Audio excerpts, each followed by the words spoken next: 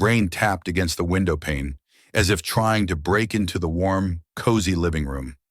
On the bookshelf next to the fireplace, the light of a table lamp flickered, casting soft shadows on the walls adorned with photographs. Marion Huntley sat in an armchair with a cup of hot tea, watching her husband pacing around the room. Oliver looked like a stranger in this house, even though he had helped build it from the ground up. "I don't know what to do anymore, Marion," he finally said, stopping by the window. His reflection in the glass seemed ghostly, and his voice was tense, like a string. Marion remained silent. She knew that words were useless now. There was not just anger or disappointment in his voice, but something deeper, the weight of a man about to give up. "Do you know how many years I've worked for this company?" he asked, not waiting for an answer. 10 years. 10 years. And every time there's an opportunity to move up, I get passed over. And do you know who it is now? That damn Andrew Flint." The name Flint seemed to explode the silence in the room. Marion shuddered, although she had heard of him before. Young, bold, impeccably dressed. Flint was the complete opposite of Oliver. He was loved at parties, his jokes filled corporate halls, and his sharp mind and creativity made him a favorite of the bosses. "Maybe Flint is just—" she began, but Oliver interrupted her. "Better than me?" He turned and his eyes flashed. "Are you saying I deserve this?" Her heart sank. He had never raised his voice, especially not at her. "No, of course not," she replied softly, but deep down she understood that the words fairness and corporation rarely meet in the same sentence. Oliver walked over to the couch and sat down, dropping his head into his hands. Silence hung in the room again, but now it was even more oppressive. Marion saw her husband's shoulders shaking and couldn't bear his pain. "Maybe this isn't the end." She carefully placed her hand on his back. "You still have a chance to talk to Lowell. He knows how dedicated you are." Oliver laughed, but it was a bitter laugh, devoid of joy. "Lowell, that man." He slowly raised his head and looked at her. "Do you have any idea what it takes to get his attention? It's not just reports or meetings, it's a game. And I've never been good at games." Marion fell silent, and dark thoughts began to stir within her. She had seen Lowell only once, briefly at a corporate event. Tall, commanding, with a charm that could be felt even through a crowd. He was a man who always held the trump card, but never showed it. "I need time," Oliver said abruptly, standing up. "I'm sorry, I'm probably putting too much pressure on you. Just forget about all this." But Marion knew she couldn't forget. His disappointment haunted her like the melody of an old song stuck in her head. She got up from the armchair and headed to the kitchen to put the kettle on. But her thoughts kept returning to Oliver, to his words to Lowell. Could he be the key to the solution? If so, at what cost? At that moment, her phone vibrated on the kitchen counter. It was a corporate notification, an invitation to dinner at Lowell's. Alarm bells rang in Marion's head. Something told her that this evening would be a turning point. She picked up the phone, looking at the screen, and felt a chill run down her spine. "You can fix everything," a voice inside whispered. But at what cost? The silence of the night enveloped the city as Oliver and Marion stopped in front of the massive wrought iron gates of David Lowell's mansion. The car idled softly as they waited for the guard to open the way. Before them loomed the grand estate, bathed in the soft glow of landscape lighting. The driveway, lined with perfectly manicured hedges, looked like something out of another world. A world in which they were clearly guests, not hosts. "Ready?" Oliver asked, exhaling as if he were about to dive into cold water. Marion nodded, although her heart was pounding so loudly she feared he might hear it. "You look amazing," he added, glancing at her. His smile was genuine but brief, like a ray of sunshine on a cloudy day. Marion tried to return the smile. She had chosen a modest yet elegant dark green dress that accentuated her figure without being provocative. Her hair was neatly styled, and light makeup highlighted her natural beauty.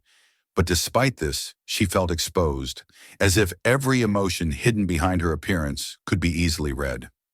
As they entered the house, they were greeted by the scent of freshly cut flowers and the soft sounds of jazz music.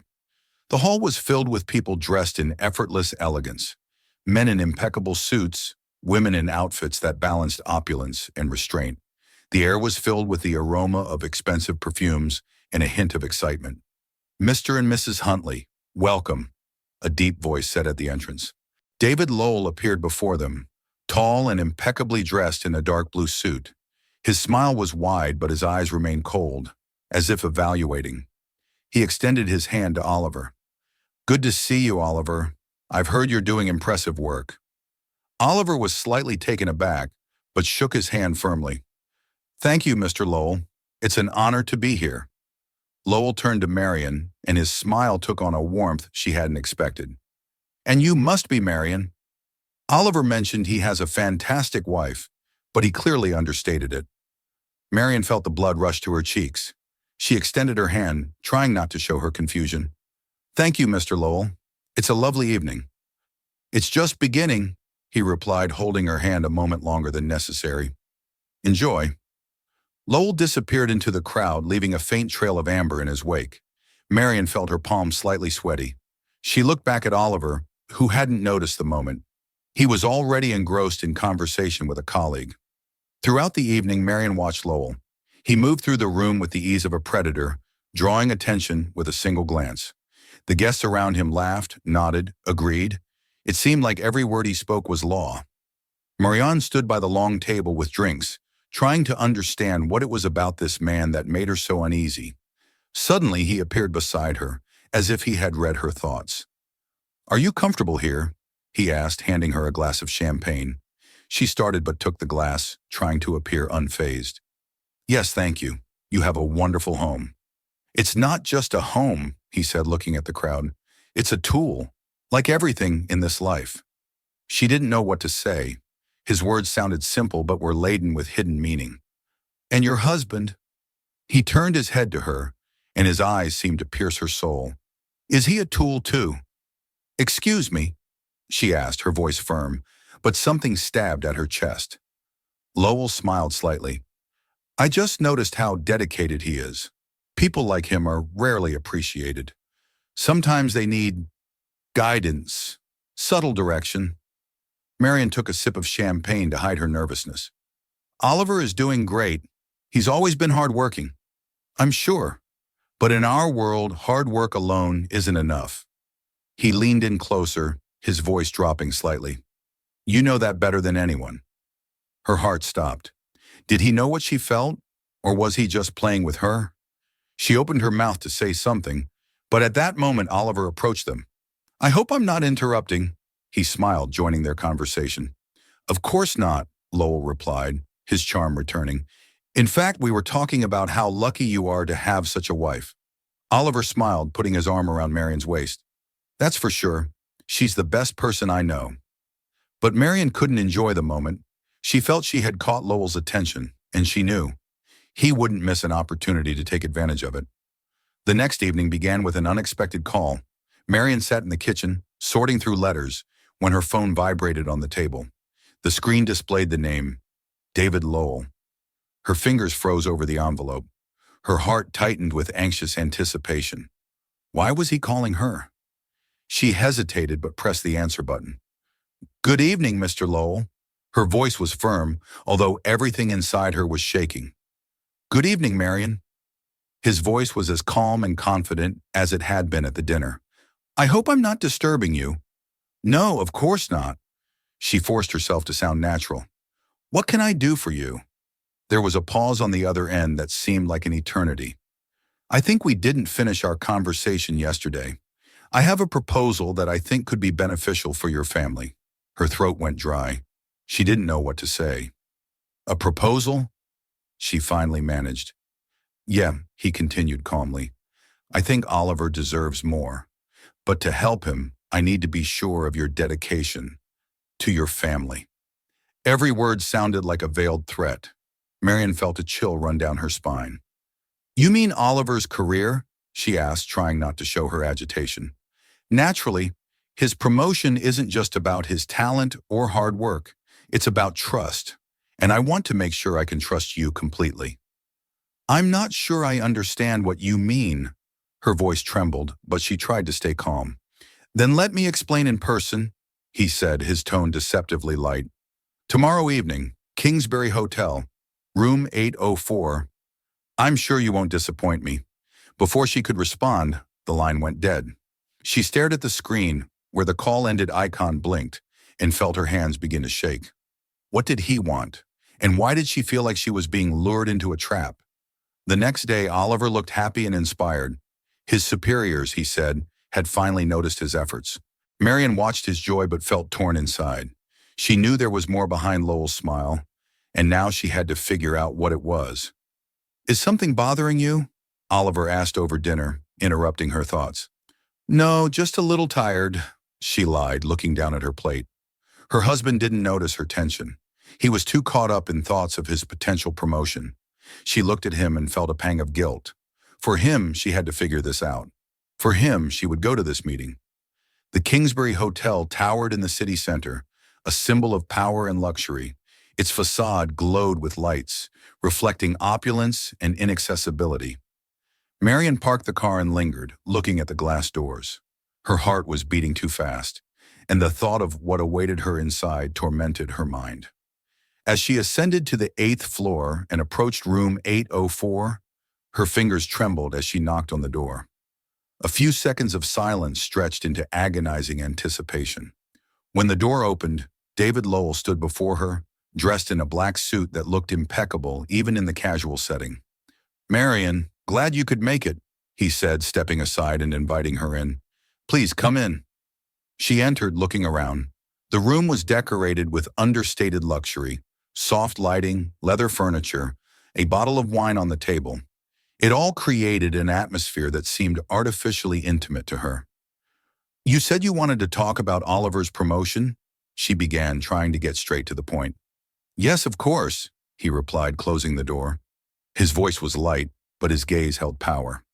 Oliver is talented, dedicated, hardworking, but unfortunately, that's not enough to get ahead in our world. What do you want from me? She asked, looking straight at him. Lowell stepped closer, his eyes never leaving her face. I want to make sure he's surrounded by the right people who are willing to support him. People who are willing to do whatever it takes to ensure his success. And you think I'm one of those people? Her voice was tense but firm. Without a doubt, he replied. But dedication needs to be proven. His words hung in the air. Marian felt fear and anger battling within her. She couldn't afford to lose control, but she knew Lowell's game was just beginning. The Kingsbury Hotel looked even more imposing at night. The glowing lights of the facade and the streams of water falling into the marble fountain at the entrance seemed to hint that destinies were being shaped here. But for Marian, it was all just a backdrop to a scene in which she already knew her role, but still couldn't understand the script she was supposed to play. She parked the car and sat for a while, looking at the entrance doors. Her heart was pounding so loudly it felt like her chest would burst. Her inner voice screamed, begging her to turn around and leave. But another part of her, the part that feared for Oliver, for their future, pushed her forward. When she reached the 8th floor and approached room 804, her fingers trembled as she knocked. A few seconds of absolute silence were broken by the soft click of the lock. David Lowell opened the door, his face lit up with a warm, deceptively friendly smile. Good evening, Marian. Glad you could make it. She didn't respond. She just nodded and entered, feeling the air in the room filled with tension. The room was decorated in a style of restrained luxury.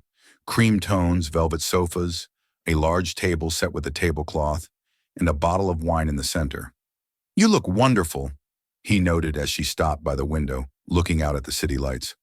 Let's get to the point, Mr. Lowell, she said, trying to keep her voice firm. What do you want from me? He stepped closer, but kept his distance.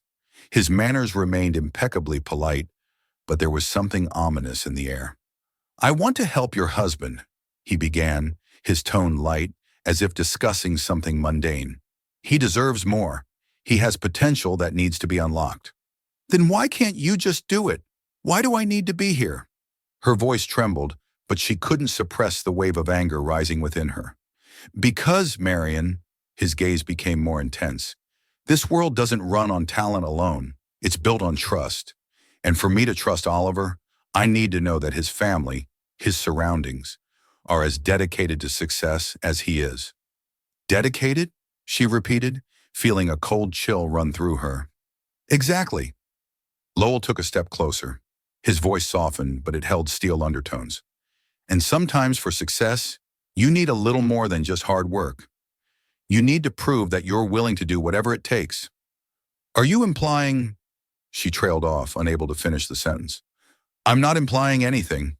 He smiled, his smile steady, almost friendly. I'm saying it straight. Her breath became ragged. Everything inside her screamed to leave. But she couldn't. Her thoughts kept returning to Oliver, to his smile when he talked about his dreams, to his belief that everything would work out. If I leave now, she began, but Lowell interrupted her. Then nothing will change. Your husband will remain in the shadows, and those who play by the rules will always pass him by. But if you stay, I can guarantee that everything will change. He'll get what he deserves. You'll get the life you've dreamed of. Those words, spoken with such calm, felt like a sentence. She looked at him, hoping to see a hint of doubt, but he looked like he had already won. For Oliver, she whispered, lowering her head. For both of you, he corrected. What followed was a blur. Lowell moved with the confidence of a director leading his play to its climax. Marion felt like an actress cornered, but who would still play her part. His touch was cold, as if he knew this was just a transaction. When it was over, Lowell regained his impeccable charm. You made the right choice, he said, pouring wine into the glasses. Your husband will be grateful, even if he never knows. She looked at him, but her thoughts were elsewhere. She felt empty, as if she had left a part of herself in that room. The next day, Oliver returned home with a beaming face. You won't believe it, he said, sitting down next to her. Lowell called me into his office today. He said he's confident in my abilities and wants to offer me a promotion. Marion, this is all because of you. You always believed in me. She smiled, but her heart was breaking. She had done it for him, but now she had to live with it. Weeks passed since that meeting at the hotel, and Marion and Oliver's lives changed. The promotion became a new chapter for him. He came home late, tired, but full of joy. His voice sounded more confident than ever, and dreams that once seemed unattainable were now within reach. But for Marion, everything was different. She couldn't find peace. Every time Oliver looked at her with gratitude or hugged her the way he loved to, she felt like she was under a spotlight, with his trust and love illuminating her guilt. And her guilt was a shadow lurking behind that light. One evening, Oliver returned home earlier than usual. He was excited, holding a bottle of expensive wine. Marion, guess what happened? His voice echoed through the house. She peeked out from the kitchen, trying to smile. Tell me. Lowell invited me to work on a project that promises to be the biggest in the company's history. His eyes sparkled. This is what I've always dreamed of. He said I'm perfect for it. He came up to her, put the bottle on the table, and took her hands. It's all because of you. You always believed in me. You inspire me. I couldn't have done it without you. She turned away so he wouldn't see her trembling lips. I'm glad for you, Oliver, she managed to say, but he noticed her mood. Is everything okay? You've been distant lately. Did I do something wrong? She looked at him sharply, ready to say no, but the words stuck in her throat. He deserved the truth, but how could she tell him? How could she shatter his happiness? You didn't do anything, she said, avoiding his gaze. I just have a lot on my mind. He frowned but didn't press the issue. Instead, he kissed her forehead and said, You know you can tell me anything, right? She nodded, and that movement felt like a stone falling into an abyss. Later that night, when Oliver was already asleep, Marion sat in their bedroom, holding a wedding photo. They looked so happy that day. She remembered how Oliver had said his vows, looking into her eyes. I will always be honest with you. But now her own honesty felt like an illusion. Her phone on the nightstand vibrated, pulling her from her thoughts. It was a message from Lowell. He's doing great. I hope you remember that success requires constant effort. The words felt like a slap. Lowell was reminding her of his power over them. But now Marion couldn't take it anymore. She couldn't live with this secret any longer. The next evening, she prepared dinner, trying to create a homey atmosphere. Oliver sat down at the table, noticing her tension. You went to so much trouble tonight, he said, raising a glass of wine. Is there something special happening? She sat across from him, her hands crossed on the table to hide her trembling. Oliver, she began, her voice trembling. There's something I need to tell you. He froze, putting down his glass. His face tensed. What is it? She closed her eyes, gathering her strength. The words she had kept inside for weeks poured out. It's about your promotion. It wasn't just because of your work. He frowned, not understanding. What do you mean? She began to explain.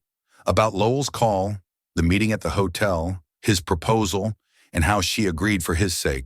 She didn't soften the truth. She didn't try to justify herself. Her voice trembled, and tears streamed down her cheeks. When she finished, the silence in the room was deafening. Oliver looked at her as if she were a stranger. You did this? His voice was quiet, but shock resonated in it. I wanted you to be happy, she whispered. I thought I was doing it for us. He stood up, pushing his chair back, as if he couldn't stay in one place. You thought I wanted this? His voice rose. You think I needed you to go to Lowell for this? Oliver, she began, but he raised his hand to stop her. I trusted you, Marion. Always. But now, I don't even know who you are. He turned away, running a hand through his hair. She wanted to go to him, to touch him, but he stepped back. I need time, he said finally. I can't process this right now. He left the house, leaving her alone. The door closed with a dull thud that echoed in her heart. Marion sat on the couch, feeling drained. She knew she had done wrong, but her only desire had been to make Oliver happy. Now she wasn't sure their marriage could withstand this truth. The silence in the Huntley home felt like a vacuum, absorbing everything around it. For the first time in many years, Marion was alone.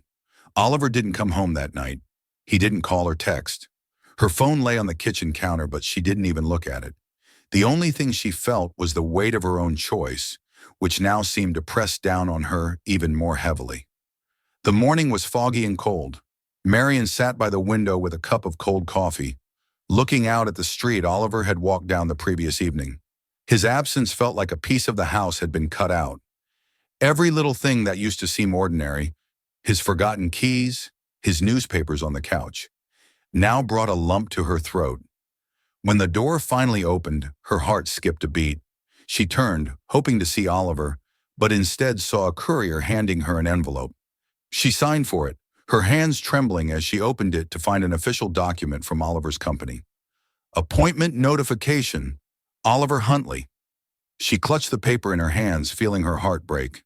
This was what she had sacrificed for. This was what she wanted for him. But now she couldn't say if the price had been too high. Later that day, Oliver returned. His face was tired but not angry.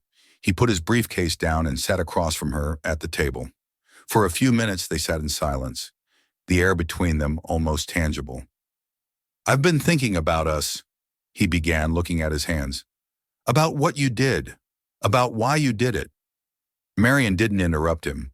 She knew any attempt to explain now would only deepen his pain. I always believed we were a team, he continued, that no matter what happened, we would face it together. But you decided everything for me. You took away my choice. You decided I couldn't handle it on my own. His voice trembled and he looked at her. His eyes were full of pain, but there was no more anger in them. I don't know how we can live with this, Marion. Those words hit harder than anything else. She felt tears sting her eyes, but she held them back. I know I did wrong, she whispered, but I did it for you. I wanted you to be happy. I wanted you to be recognized. Did you really think I needed it this way? He asked, his voice sounding both tired and hurt. I would have preferred to fail but keep my self-respect. And my respect for you. The evening passed in tense silence. Oliver sat in his study, and Marion remained in the living room, staring at the fire in the fireplace. In her head, his words, his expression, his disappointment kept spinning. She tried to imagine how to fix it all, but she knew the answers might never come. When she was about to go to bed, Oliver came out of his study. He looked even more worn out than before, but his gaze was steady. "I'll stay," he said, stopping in the doorway. "For us, for what we built. But I need time." "We need time," Marion nodded, not knowing what to say. These weren't the words she wanted to hear, but they were honest, and honesty was the only thing left between them. The next day, when Oliver left for work, Marion began packing her things. She wasn't sure what she was doing, but she felt she needed space. She wrote a short note and left it on the kitchen table. "I'm going away for a while to give you time to think, and for me too. I hope you find what you need. I love you." She didn't know where she was going, but she had to leave. The home they had built together now felt foreign to her. She closed the door and left, leaving the keys on the kitchen counter. The final scene remained open. Oliver returned home and found the note. He stood in the kitchen looking at her neat handwriting, and his face expressed nothing but deep thoughtfulness. Somewhere in the distance, in a small motel by the coast, Marion sat on the beach looking at the waves. She didn't know if they could save what had been broken, but she was ready to fight if Oliver wanted to as well. And at that moment, the question hung in the air. Could they start over, or was their story over for good?